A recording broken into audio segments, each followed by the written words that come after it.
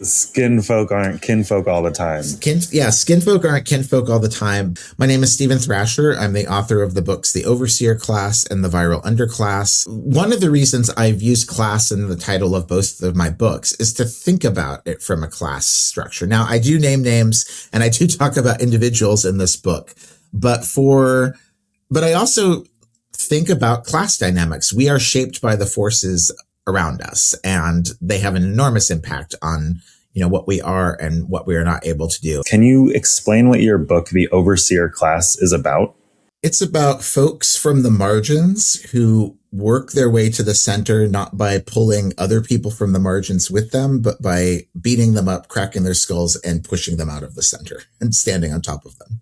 Overseers, historically, the term literally comes from plantations in the United States, from the people who would manage the plantations. The owner is not out there in the fields making sure that the people work. He has an overseer, and it used to be a landless white most often, but sometimes he would hire black drivers, the role was called, and sometimes the drivers themselves were black. And so colloquially, the overseers are middle management, union busters, people who are cracking the whip metaphorically. But as both of us have seen in our work, there are people who are also physically doing this work and who are still literally bringing physical violence to people in situations. And those are overseers as well. It's important to understand that this overseer concept would not exist without the architecture built by the white ruling class. I just want to give you an example. Take Jeff Bezos's Amazon warehouses that are frequently criticized by labor groups, congressional probes, and federal regulators for treating human workers like robots. In this example, a member of the overseer class would be a minority or someone coming from an oppressed background who held the role of middle management, checking the company's highly advanced algorithms to monitor warehouse employees. While Jeff Bezos and the executive level built the systems that actually track workers and can totally include minorities, it's the middle management of overseers who use the system to make sure that the workers don't stop scanning packages for too long. And this culture that encourages growth and production at the cost of human dignity has not only used minorities as tools of production, but often as weapons to ensure that production. And minorities can obviously become part of the ruling class, but they do so for their own advancement. Representation is not liberation.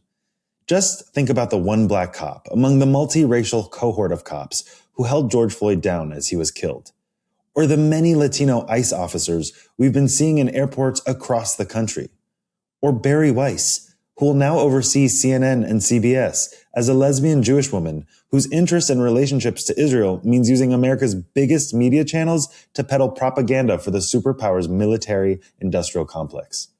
To be an overseer is to be part of the system. Whether these overseers ideologically believe in the oppression they enact or not, they end up being pillars of the system's corruption.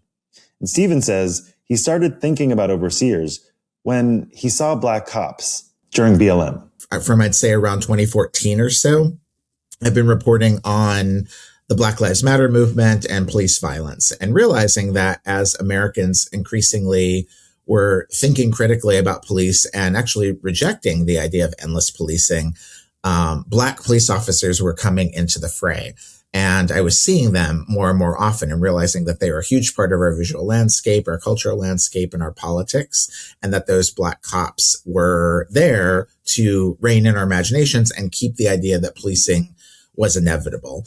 And then I started thinking, and this was very relevant to the period of the book, and I think is very important for listeners right now because we're just kind of wrapping up college graduation season.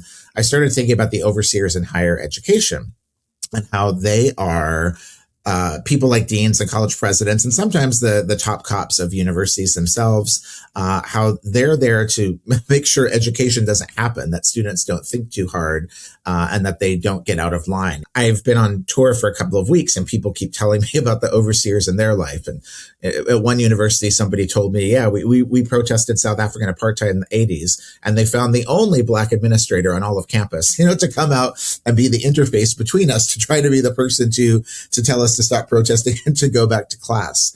And I keep hearing, variations of this from people. And we see it so often in our politics because identity politics has been distorted. It was originally supposed to be a socialist, queer, liberatory politics that brought people together in coalition, building around identity.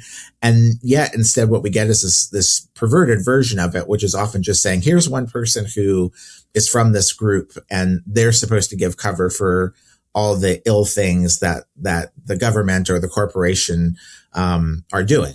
I mean, we're increasingly seeing this both with the Democrats and the Republicans in the Trump administration. You can find all kinds of people who, some of them look like white supremacists, but, then when the new and Homeland Security Secretary, he's trotted out as being part Native American. And this narrative, gets used again and again. Instead of them changing the system from within like they always say that they're going to, they're just another pillar upholding the corruption. Think a trans person becoming a general in the military. Think Kamala Harris saying, I'm speaking to people protesting the genocide in Gaza.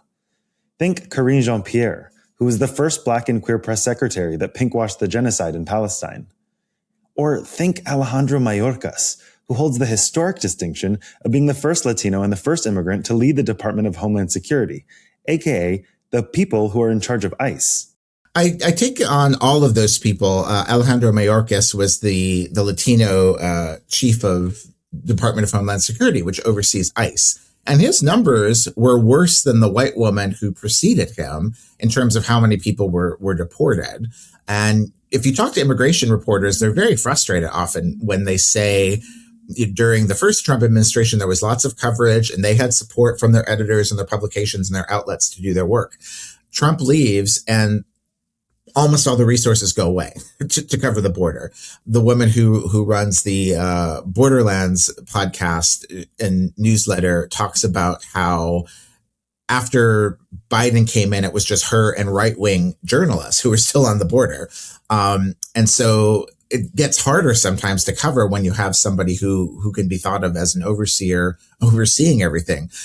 Karine Jean-Pierre is a really egregious example, I think, which we can talk about during Pride Month, because she actually comes from a leftist background. She was in movement work.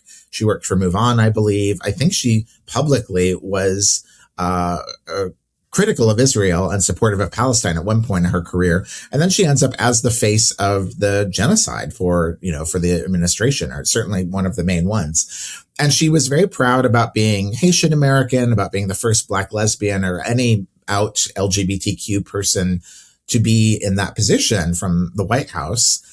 And at the same time, she is the one engaging in the pinkwashing. Our work that you and I have done about queer people in the Middle East, and especially in Palestine, is predicated on understanding that there are LGBTQ people in Gaza and in Lebanon and Syria and Iran, many of the places that we've reported. And an overseer dynamic encourages people to see the container as very small, to think if I'm a LGBTQ person, I should be having an allegiance to Karine Jean-Pierre and protecting her. And then she's spinning the genocide in Gaza. She's engaging in pinkwashing by pretending like there aren't queer people being killed in that genocide, which we know is not true from our reporting. In the book, you talk about how minorities leading actually doesn't always work out politically. And you go into examples in California, and you talk about the politics and the demographics. Can you explain that? Something I write about it near the end of the book is that when you look at the 10 major cities in America that have had declining Black populations, but still have almost entirely Black political classes, mayors and chiefs of police and whatnot, the two cities that have had the biggest drop in their Black population are San Francisco and Oakland. And they produce Kamala Harris. She's born in Oakland. She becomes a prosecutor in Oakland. She goes across the bay and becomes assistant district attorney and eventually district attorney in San Francisco and eventually attorney general.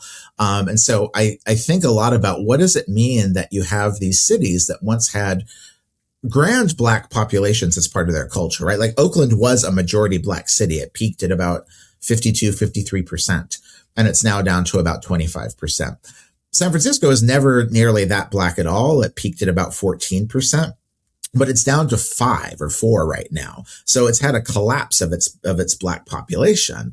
And before that, San Francisco had even when it was only 14%, it had a real cultural and political role in the history of that city and its politics. And so I think that it's really worth examining the role of the overseers when you think about the fact that there's de facto ethnic cleansing happening in these cities, pushing out the Black populations and evicting them and pushing them out. And the political class itself is also Black. And that is something that really has to be wrestled with, even though it's extremely uncomfortable to do so. Overseeing and the overseer class revolves around economics. It's in the title, the overseer class. Stephen is basically saying that fighting for one's life in capitalism is the root of how a person becomes a minority willing to make alliances within a white system. I mean, the origins of capitalism are slavery. That is the beginning of capitalism. And I tried to, my editors were very good about pushing me on this. I'm not trying to say outside of prisons, which still are still legal enslavement, but for the most part, the modern spaces that we operate in are not slavery. They're not the plantation.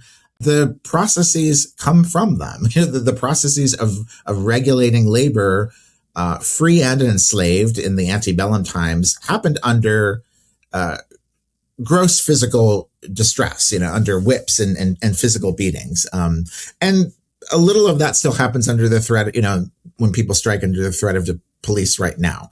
But the techniques from that era evolved, and the techniques of management come from if we can't beat people with a whip, how do we still keep them in line? And all of that comes from the plantation. And there's this way that labor has to be managed so that the workers are still working efficiently. You can't beat everybody all the time, even when they're enslaved. And that's where the overseers come in, of figuring out, okay, what if we make an example out of one person, and then that's going to scare everyone else into submission.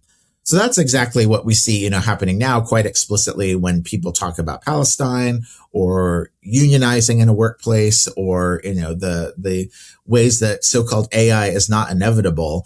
A lot of that still comes from those techniques that were developed on the plantation and are still used throughout workplaces now.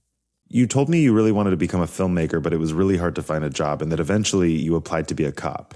There were very few options for me. I did a little bit of media work. I worked in film for about a year, and I did end up applying to be a cop. I wouldn't say I really wanted to be a cop, but that was a job that was hiring at scale. There was advertising. There were just ads everywhere about applying to be in the NYPD. It was something you knew that you could do. I applied, and I knew that unlike going into the military, where don't ask, don't tell meant gay people couldn't participate, the NYPD was on paper gay welcoming. I would have been a terrible cop. I mean, you know me. I would have been I would have been terrible with the paperwork. I would have been terrible with telling people what to do. I'm a sissy. I'm scared of guns. More cops like Steven. But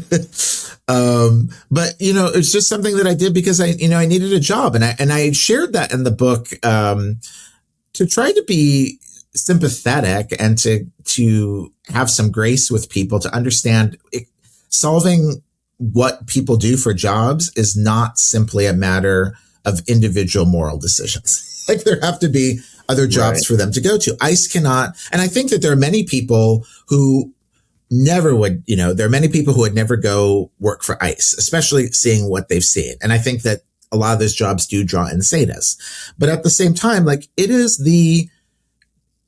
pretty sure it is the most robust federal hiring program in the United States right now. And like the recruitment, you mean? Like the recruitment, the hiring, everything else is contracting. Like almost every other sector is. We've lost 10,000 scientific jobs. That there are endless places where the federal government just keeps cutting. But you could become an ICE agent relatively quickly.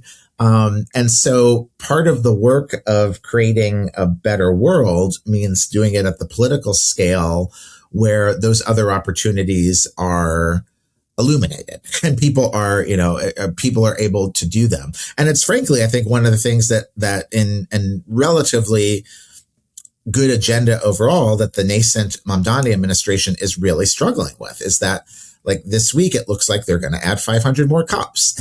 And he didn't go as far on the libraries as he wanted. And part of the project of abolition is saying, take the money away from the police and give it to other places. Make it so that people have the choice to apply to be a librarian rather than a cop, or to apply to be a teacher rather than to be a cop. But I don't want to call it a failing, even though I'm embarrassed that I even applied.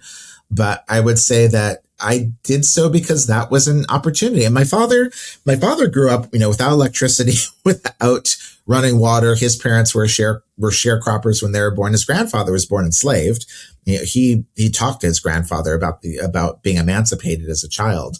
And so all his siblings went into the brothers went into the military, and they sent money home, and then they hoped to get some kind of job when they got out. And he had wanted to be a police officer because he thought that was a stable job. If you think my politics are radical, his were even more so. And it's very surprising to picture him being a cop. And he ended up being a teacher, and a very good one, and somebody who grew to have a huge critique of the U.S. military and of policing, and became very anti those institutions in lots of ways. But in a very simple way, I think he did it and I did it because it was a job that looked like it was possible.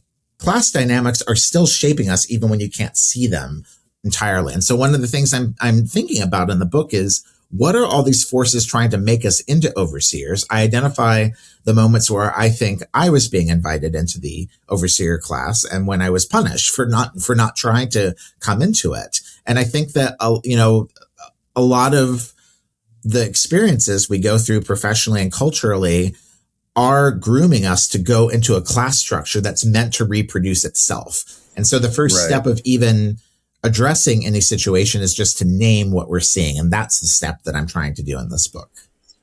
Yeah. And it's really interesting that you bring that up, because there are overseers in the Middle East, in Palestine and in Lebanon. Like, look at the Zionists that are in Lebanon that want to have, normalization with Israel. Look at the Gulf, the royals, how much they normalize with the United States and sort of oversee the Arab sort of plight in the Levant. I mean, there are Palestinian collaborators, and they don't have choices a lot of times. It is a class issue. Like, it's like you either put up or you shut up, or you get genocided, or, have that sort of. And at some point you say something really interesting, which is most of us are hoping to be chosen by organizations and institutions built on white supremacy. And it reminds me of something that just happened in the news recently. Pete Hegseth, who's the Secretary of War, he allegedly personally blocked the appointment of black naval officers and female naval officers. How do you think that this piece of news, and news like it, because, the Trump administration is just like a caricature of a lot of what we're talking about. It's out of a fantasy. It's literally, if you wrote it, it would still feel too on the nose. We always say that. How does it fit with that Faustian bargain? The idea that it just is vulnerable, it's not going to work out.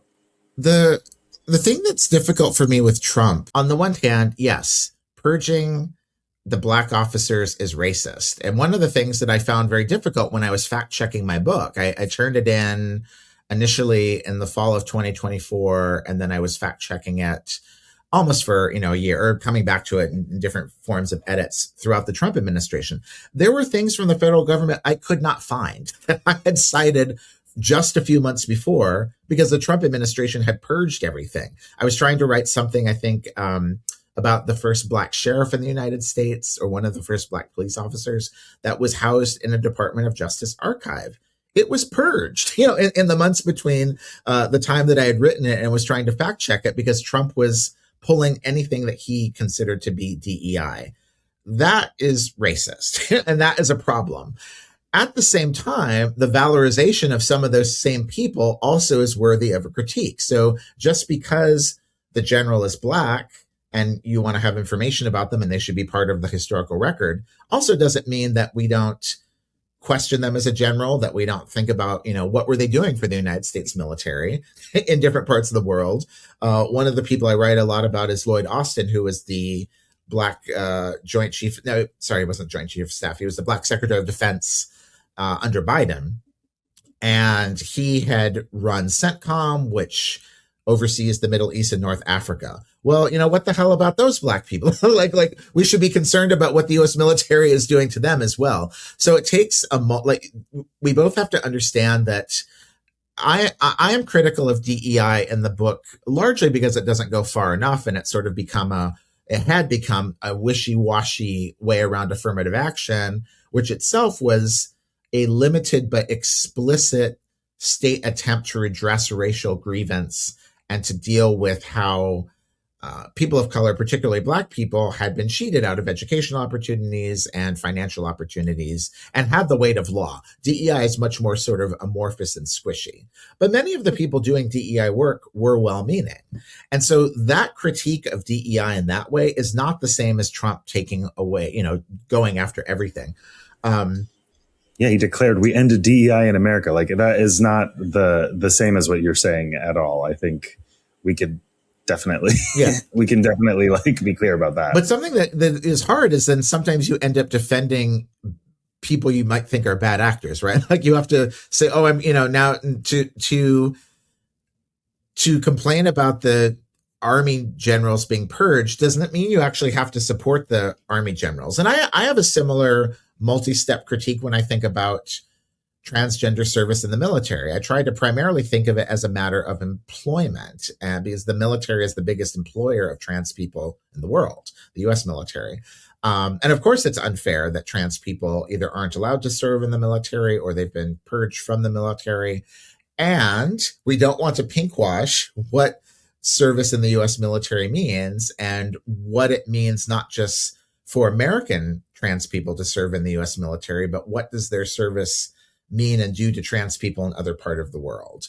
And part of the reason why I do use a class dynamic is, again, to say, like, this is not the individual failing of mostly poor trans people who were going to the US military before Trump, because they're not given other opportunities in society. And it's not just their moral failing. We need to think about how do these class dynamics, how could they be addressed in a class-wide way with many people. Eventually, Stephen found himself resisting the overseer structure from Northwestern, where he was teaching. At the time, he was the inaugural Daniel H. Renberg Chair of Social Justice. And during the April 2024 pro-Palestine encampments on Deering Meadow, Stephen stood in a human chain between campus police and student protesters as things got heated. He and other professors were arrested and charged with obstruction by Cook County prosecutors. Though these misdemeanor charges were later dropped, they launched multiple investigations into his social media activity, his journalistic objectivity, and teaching style. Following a congressional hearing where his involvement was scrutinized, his fall 2024 and spring 2025 courses were canceled, and this triggered protests and petitions of support from over 2,500 colleagues and students demanding academic transparency. And then in March 2025, Medill Dean Charles Whitaker, a Black administrator, and the Promotion and Tenure Committee denied Stephen tenure, citing quote-unquote inadequate teaching. Stephen says this decision was a political hit job, tied to his advocacy for Palestine and the protection of his student protesters. Yeah, I was resisting the structure, and I had resisted around Gaza, just reporting about it in the first place and experiencing the many ways that you were encouraged not to write about it. I knew that if I was called upon, then I would stand between the students and the police. And I did volunteer for a faculty group that said we'd always make sure faculty were with them. I didn't know that it was all going to go down during my shift. But that's what happened. And I thought, I actually don't write about this in the book. It's something I've thought about a lot. On one hand, I feel like I would stand with students if they were protesting almost anything, for their safety, just because they're students. But I also, of course, felt a real affinity for this cause and appreciated not only the just response the students took, but by this point, they knew that they were facing the likelihood of tremendous blowback. And so I found that really admirable to stand with them. And you stood with them, and it cost you a lot. Like, it wasn't for, you're a hero to me because actually you knew the cost could be great, and then it was.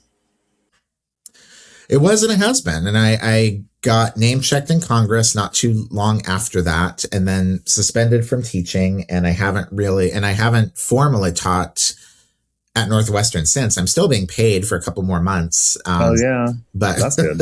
although a lot of that money has gone to lawyers and therapy. Oh God, yeah.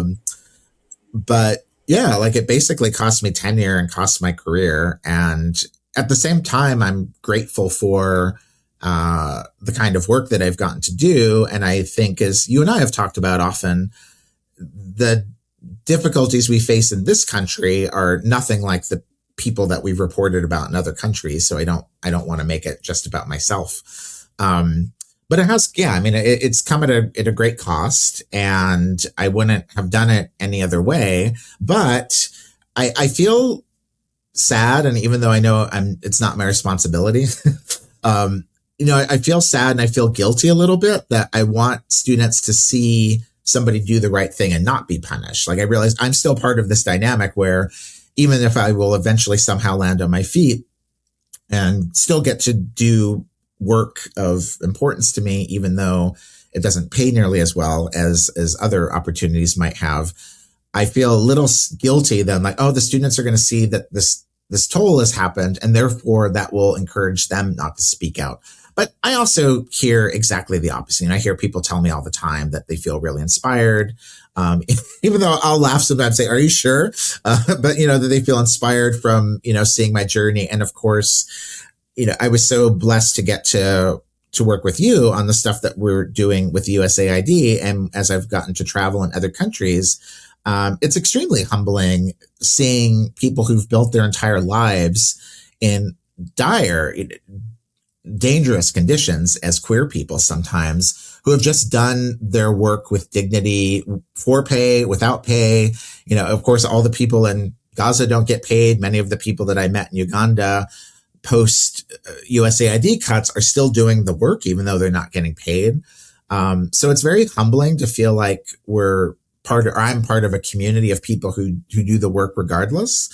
And it's a very different, I'm thinking this through entirely for the first time talking to you. It's a very different thing to feel a kinship with a queer person who's doing HIV prevention in Kampala for no money than to want to feel a kinship to the executive director of the Human Rights Campaign or Corinne Jean-Pierre.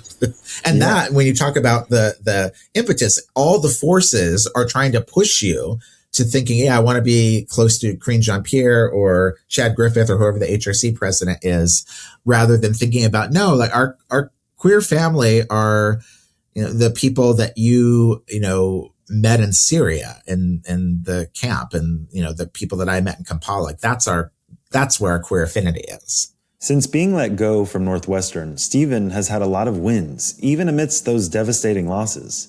He reported in underground queer clinics in Uganda and did one-of-a-kind reporting on queer people struggling and resisting the cuts to USAID across the world. He has won debates at Cambridge about free expression against right-wingers. We even won a Pulitzer grant together. He's written countless investigations with The Intercept, LitHub, and wrote a new book. But of course, he's won the minds and hearts of people because essentially he wins on the ideas. The thing I wanted to say about the future of students is, when you see us winning in these spaces, and we are winning the ideas, we're certainly winning the ideas, they find new forms of repression. So at NYU, when I gave my graduation speech and added just a couple lines about Palestine, it was after the student government the grad student union took a BDS position, the student government honored SJV and JVP. And then this last year, or 2 years ago, a student talked about Palestine and was denied their diploma. So they moved all student speeches onto video. And it feels like they're increasingly shameless about the techniques that they will use for the repression. Now, the brutality of the repression shows that we're winning, that we're winning the ideas. But I do have a lot of concern, especially for young people and people who need to move across borders for all kinds of reasons, including climate change. I am very concerned about how the mechanism of repression is moving to the state level of keeping people from crossing borders for student visas or travel or anything.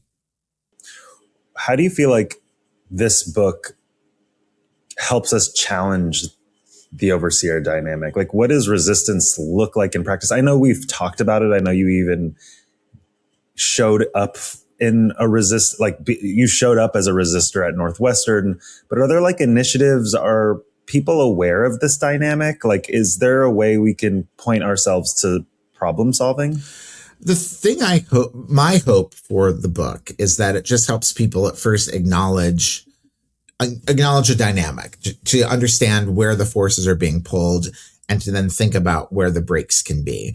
And I draw a lot of inspiration from you. I write, at the end of the book about a post, and I wish I was trying to find it the other day. I couldn't. So I'm going to have you try to find it. I can't even remember what platform it was on, but it was after you'd arrived in Gaza and had just been there for 2 or 3 days, I think. And you posted about how you weren't that concerned about your own safety because whatever happened to you mattered no more, no less than what happened to anyone in Gaza. Nobody in Gaza deserved to have that.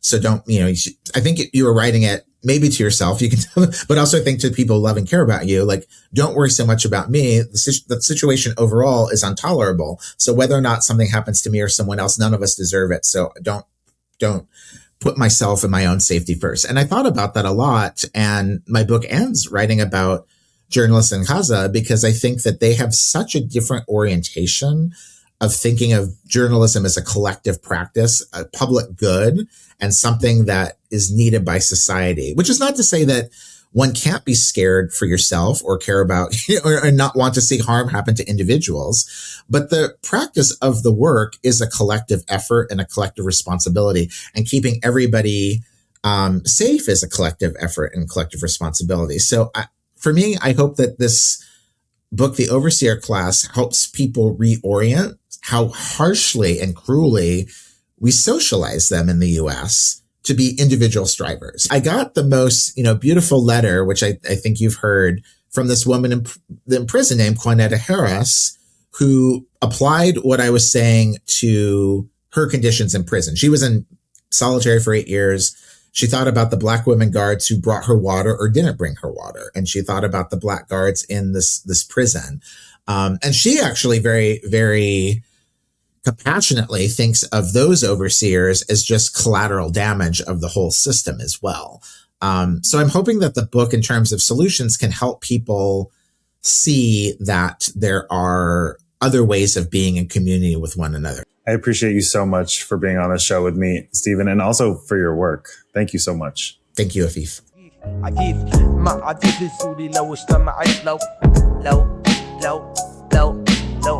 مع عفيف السولي على الأمي لو استمعت الأمي أمي